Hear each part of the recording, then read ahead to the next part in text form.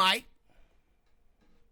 Killer Mike was on Bill Maher's show, and he says Jay-Z being in there is him at the table.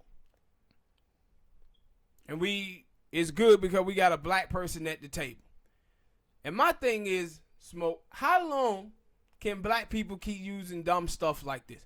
Because we had a black president, we have had a black governor, we have had black police chiefs, we have black politicians, we have all of these people at the table, man, and what have gotten done?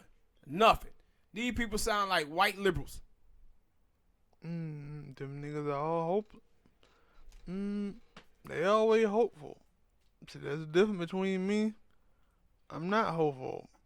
What I think is people are optimistic while I'm pessimistic. I think that's the word. I'm a pessimist. Yep. I don't believe in nothing until I see it. But for a lot of those people, and the thing is, like you mentioned Obama and some of the other people, they don't look at them other people as when they got in there that they didn't do anything. Even though I think the first 4 years of Obama's term, he had the House and the Senate, and he still didn't do anything. Yeah. But they'll tell you, they had the back half, they stopped him from doing stuff. But the first 4 years, he had all the power. The first 2 years, yeah. Especially First 2 years, yeah. whatever. You know what I meant. They know what I meant. They pay attention. But, and now, like, with Trump, that's why I always say, like, for black people and even Latino people, like, what have really changed since Trump got into office? Nothing. Because the same stuff you were going through when Obama was in there. Black people getting shot by police, food stamps and government programs getting cut. Only thing that's different now is the media is pointing out that, Trump said this.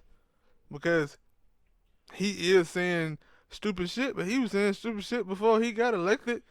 Shit. So you thought he was going to stop saying something afterward? Shit, Obama was saying stupid shit. You remember Baltimore? He called the people in Baltimore thugs. Yeah, Michelle Obama said black people only want to be rappers and ball players.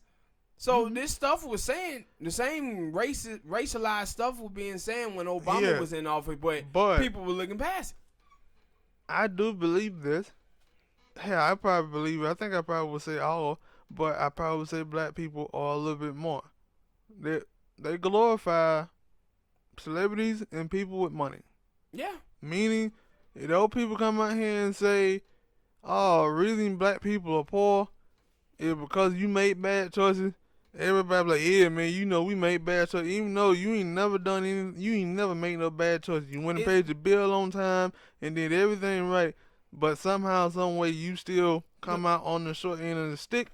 But because Obama says you did something wrong, you look at yourself differently instead of saying, Obama, what the fuck you talking about? Yeah. Like the NAACP speech that he gave, the Selma speech that he gave. I think it was at Howard University, the no excuse speeches that he gave. If any white Republican would have gave that speech, black people would have went nuts on it. And that's what and my whole problem is, my thing is, when are black people going to get to the point where they focus on the people once they get into those places at that table? This is how they start talking. Yeah. That's my whole point. And so what you just said was true when you said that when Obama started saying this stuff, everybody okay with it. It's almost like black people will stereotype themselves. White people can say something about black people, and black people be like, yeah, man, we do be like this. But as soon as black people say something about white people, black folks say, well, it ain't all white people. Mm-hmm. It ain't all white people. So, and this is the same thing we talk about with feminists. When feminist women say, black men this, black men that, but as soon as white dudes do these shootings, it's white male supremacy that is the problem. It ain't white men, it's white, not white men, it's male supremacy. But when they talk about black men, it's black men who the problem. Black men are broken. Because because I was listening to the radio today while I was in the car, and they were talking about the Atlanta school scandal thing where the teacher was cheating for the students. Yeah. And I ain't gonna lie, I wish my teacher would have them cheated for me when I was in school. But that's another topic for another day. But they were talking to one of the ladies, and she was like, "Yo, a lot of the people, like the reason a lot of the it wasn't that many teachers that cheated, but some of the teachers they cheated because they wanted to help their students out. The school was finna get closed, had got warned that if they didn't get good test scores, they were gonna close down. And she was like, yo, I feel like black people can do anything, so I didn't feel like we needed to cheat. But my thing is, and then Frank, I was working, I think it was Frank in the morning show. Yeah. And he was like, well, if you feel that ain't you feel that ain't way then why did y'all cheat? And I'm like, why? Because a lot of them damn teacher jobs on the line is too. on the line about it. Yeah. And see, this is when you talk about black people, this is the same stuff. We talked about this, you remember, a while back when we talked about Shawty from Full House. When they was paying money to get their kids into those schools, that's the same type of shit that the teachers in Atlanta was doing. Mm-hmm. And I look at that and I'm like, yo, like, I ain't had no problem. When I first saw it, I ain't had no problem with them teachers trying to help their students out. They supposed to give a damn about the student. That's why they want to be a teacher. I ain't got no problem with them helping them out in some ways. Sometimes as students, and like that one, like I know that it was a lot of time when I was in school, it was certain stuff that it didn't come to me right away. So maybe I needed a little help. But see, it ain't about like, yo, it coming to you. It don't supposed to be come to you in the first place. It's supposed to be taught to you. So teaching is all about giving kids the answer. You give the kids the answer, and then you repeat it to make sure that they get it. And then that's when you test the kids once you feel that they get it. The problem is, and that would, the problem is with the inner city, and we got so much shit going on the outside. When you talk about people, Americans, African Americans not having enough money to truly be Americans, so cats are selling drugs, prostitution is going on, crackheads slithering around. You got all of this stuff going on in the streets. So these kids are distracted. They're the same way when you was a little kid and your mama tried to do flashcards with you. If your mama had a bunch of toys scattered around and had Scooby-Doo on TV, your ass was not paying attention to what she was talking about. You were too busy trying to get back to playing with them toys. But when you limit those to scratching, you cut off the TV, move the toys out of the way, and then the kid can just focus on what you telling them, then the kid can get it. Mm-hmm. But see, in the city, we have too many distractions because so many folks don't have enough money, so they committing crimes and they got all of this stuff going on. Then the kids got their little social life going on in school. And then when you have all of this dysfunction going on within in the community, you're going to have it in households as well.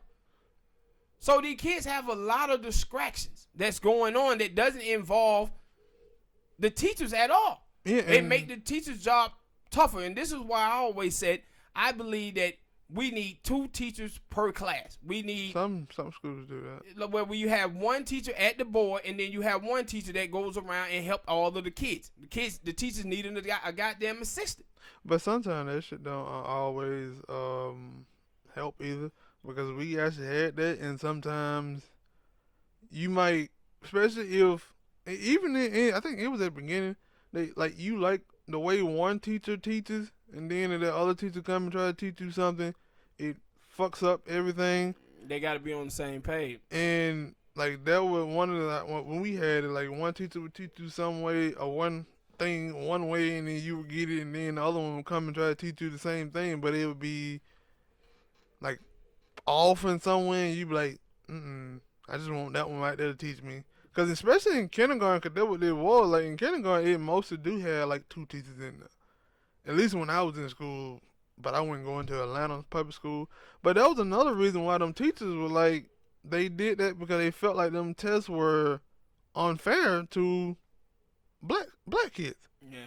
So, and now when I look at it and I'm listening to Frank and just in general, when I look at other things, they're like, yo, black people already got it hard. Why y'all out here saying like, yo, you want it even harder?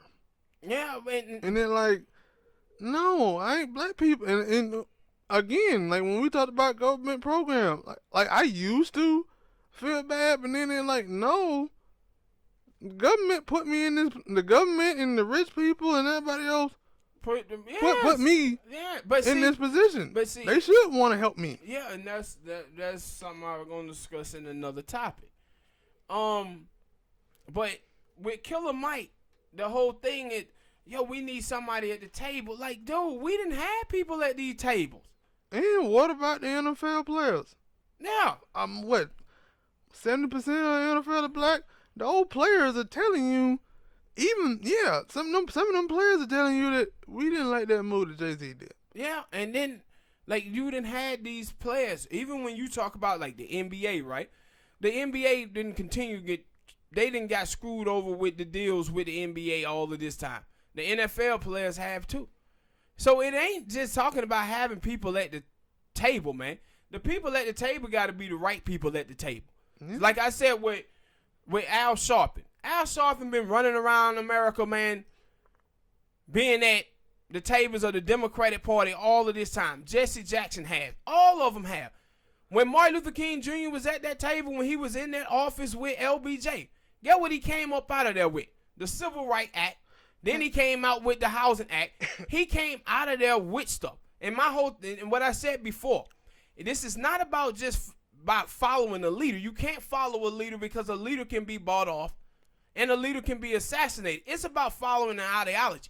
And the thing is too many times with black people, we be following leaders, man. And this is what he's talking about. We gonna have some Jay-Z at the table. No. It's nothing that Jay-Z gonna do with the NFL that Jay-Z couldn't have done on his own. Jay-Z could have went around the police department. He could have went to a mayor. He could have went to all of these people and got stuff done. You remember years ago I was telling you about Tupac in the video that Tupac came out where Tupac was talking to the monster out there in California jail. And Tupac was telling him about how he wanted to create this program where it was citizens versus cops. So they can have children playing in the neighborhood and you get the black church involved and get the politician involved with it so we can limit this. Because what he understood, the same thing I've been saying forever. We have too many police officers in our community who don't come from our community. So you have all of the stigmatizing and the dehumanizing of black people from mainstream media, from right-wing Republicans, where you see when I talked about the Telecom Act, where we don't have any control over what type of images of black people be pushed into the mainstream. White people are controlling that, and they put images of us into the media that is not what black America is and not who we are. And because of that, you have these other people, white people, who sit around and listen to all of this stuff, and you see how the right wing in this country paint African Americans. So if you take those people and you put them into the black neighborhood to police the neighborhood, man, these people on the patrolling our neighborhood afraid of us. So damn right they're gonna pull out their gun and shoot. This is the same thing when you talk about the dude who shot Michael Brown, when he talks about, hey, he was like the Hulk. He was really strong. Every single time is black people being subhuman, like they superheroes or something. You can't have these type of people, man, policing our neighborhoods. You got to have people who ingratiate themselves within the community where they know the people who in the community, so they won't be afraid of them. Jay-Z could have done things like that with his money without the NFL. And like I said before, how the hell that 30 owners in the league out of 32 give money to the Republican Party? The Republican Party is the party of Blue Lives Matter. Whatever legislation that comes across the table, the Republicans gonna kill it on police brutality. Mm-hmm. And now, two things I would like with Killer Mike and everybody else who is so gun-ho with, Jay-Z, he gonna go in there, he gonna do the right thing. I don't know. I've been, we'll see. And with he gonna do the right thing, he gonna go in there, he gonna get cap a job. what happens when he goes in there and all the stuff that you think gonna happen because he hasn't talked to you or you hadn't talked to him and it don't happen? Yeah. What gonna happen then? And the other thing is that when you talk about Al Sharpton, like when them shooting used to happen, he was around. But then after a while, it started like people had started telling like, hey, I think you did tell me that the people had started telling him, don't come around. Yeah, don't come around. They did this a couple of weeks ago when Trump had said the shit about Baltimore. About Baltimore and Elijah Cummings, we covered that. Al Sharpton went out there then and they told him to get the hell on. And they're like, yo, people don't want you no more. Like, and another thing too about Jay-Z. The reason why I look at Jay-Z and I say that this deal is bullshit, because Jay-Z have always been bullshit in the past. See, Jay-Z did this documentary where he came out talking about the Rockefeller drug laws. And then he came out and endorsed Hillary Clinton. And Hillary Clinton and Bill Clinton did the 1994 drug bill. But the reason why I always knew that it was bullshit when Jay-Z was out here doing this, because the new Jim Crow is ankle bracelets. This is where they pretty much imprison black people inside of their homes. So Jay-Z comes out here talking about criminal justice reform and all of this type of stuff. But at the same time, Jay-Z is investing in imprisoning black people in their homes with these ankle bracelets. You cannot be sitting out here talking about criminal justice reform and the Rockefeller drug laws, bro, and then be out here talking about imprisoning black people within their homes. And it sound like DJ Envy when they were talking about, what was it? I think it was Stop and Frisk in New York. And Charlamagne and Angela Yee were trying to tell him that, no, Stop and Frisk was a bad thing for black people. And he was like, no, but he got a lot of guns and a lot of, and they were like, no, them people were only doing that to black people. And then it was then he had to come back the next day and say, yeah, man, y'all were right, I was wrong. I went home and did this information, found out all the bad stuff. Y'all were right. And it was like 90-some% of the black, it was 90-some% of the people who were being put over were black and Latino.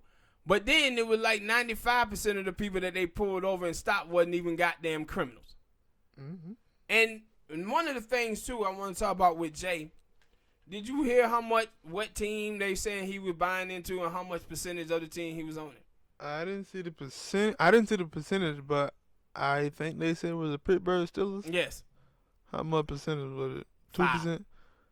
He 5. gonna be doing a goddamn thing. He ain't doing nothing. That's why I said he ain't the majority owner. Like, it take 30% to be a majority owner in the league. Cause I think for the Houston Rockets, Beyonce own a good stake of that for the Houston Rockets. Nah, it's a low percentage too. Oh, I thought it was a high. I thought it was about good. Well, I thought it was more than 5. Yeah, but and he owned it less than 1% when he with the Brooklyn Nets. And that's why I said, like, when people like, yo, we got to give Jay-Z the benefit of the doubt. I was like, no, man, Jay-Z has a history. Jay-Z has a history, bro.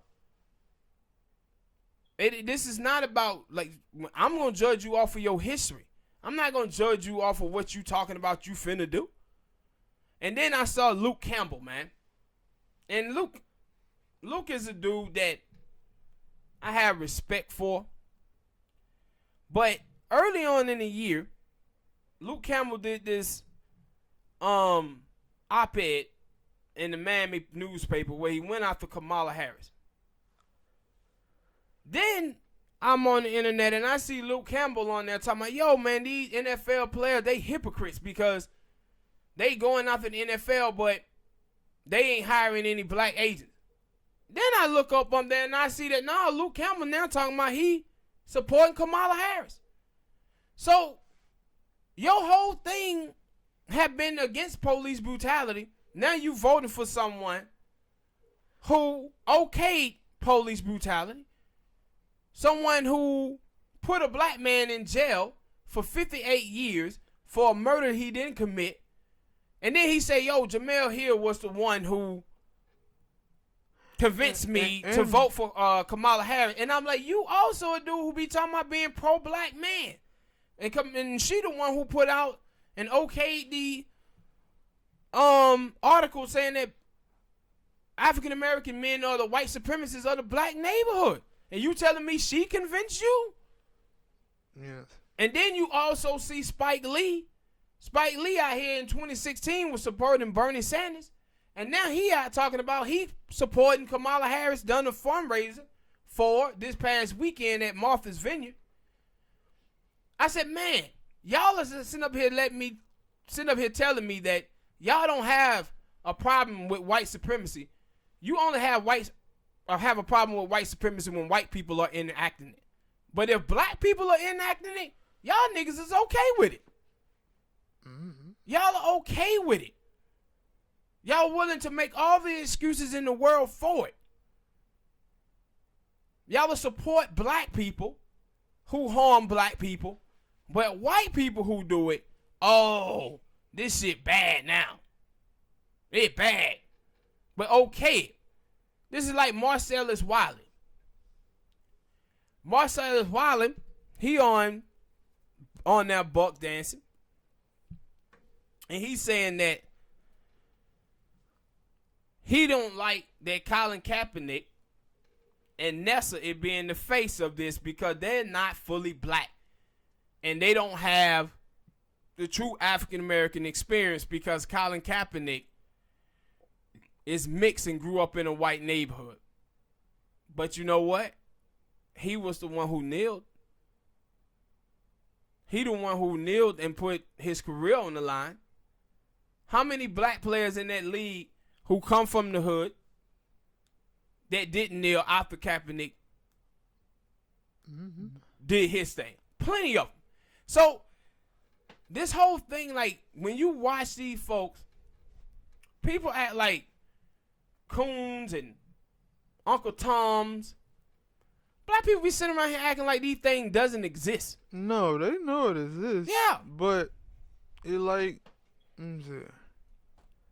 it like trying to talk to a person. That what I equated because I was in the hospital with my mom, and I was hearing somebody talk about gun control, and of course they was against it. But I was like, and I told my mom after I got into the car because that person was saying a bunch of dumb stuff. I was like, talking about gun control is like talking about religion.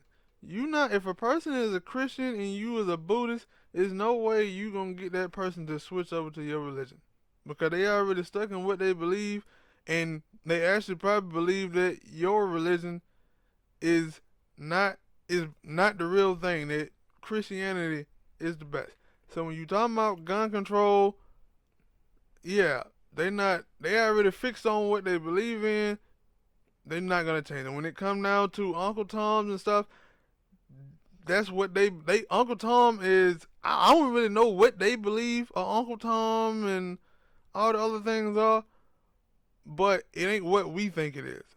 And so that's why they'll characterize it as something else while we looking at it saying, no, you the Uncle Tom. Yeah, and that's what I'm sitting up here looking at Marcellus Wiley. I'm saying, Marcellus Wiley, man, you out here taking the approach of the NFL. Yeah, like they doing it for ratings. Yeah, I said, you are taking the side of the NFL in all of this. You ain't on the side of black people, bro. And I said, for you to try to discount Colin Kaepernick and Nessa because they not black, fully black or whatever, it's clown behavior. It's clown behavior. And see, this is what I'm telling you about ideology. Ideology matters. Being anchored in blackness matters. Having a black conscience matters. You can be black and not have a black conscience. Like I'm going to do a story on the next show about all of these minority people joining the white supremacist group.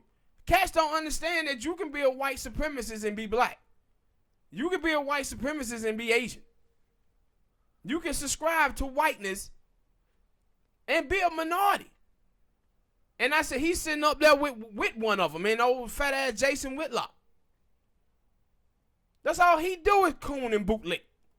And now he got Marcellus Wiley on. Now this is like the old episode of Living Color. These are the Toms. These are the Toms. And I'm like, dude, how do you come at Colin Kaepernick in this way? That, oh, he ain't black. And he like, oh, I don't feel like he truly had a black experience to do anything. And like, so you telling me just because Jay-Z come from the hood, you want Jay-Z to be in that room? How long had Jay-Z lived in the hood? Not yeah. But Jay-Z also is a dude who sold crack to his mama. Jay-Z also a dude who turned his back on his best friend Jazz. Then also turned it back on his other best friend Damon Dash. Jay-Z also a dude who allowed for the Russians to use him to give him less than 1% of the New Jersey Nets and flaunt him all around the country as if he was the owner of that team just so he can gentrify the neighborhood. And then promised all of those people up there in New York that they were going to get all of these jobs, and they got nothing. Jay-Z's also the dude who cheated on his wife while she was pregnant. Like, Jay-Z also is a dude who told Kanye West that he was absolutely garbage and shouldn't be a rapper. And then Dame Dash came in and said, nah, I like him. Signed him to a deal, and then once he became a star, you seen Jay-Z start piggybacking off of that dude's career to help keep himself relevant. And that's why I said when you see him with Jay, when Kanye had done his foolishness with Trump,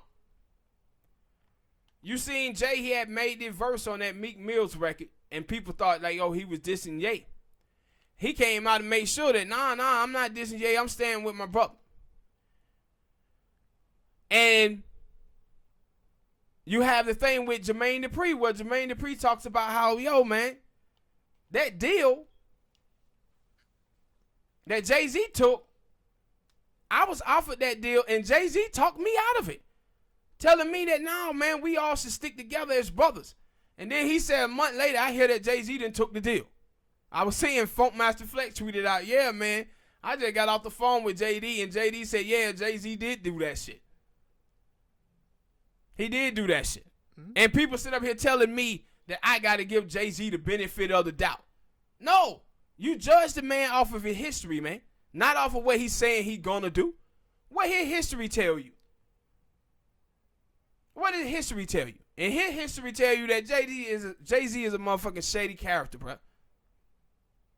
That's what it tells you. All right, people. Hit that like button, subscribe.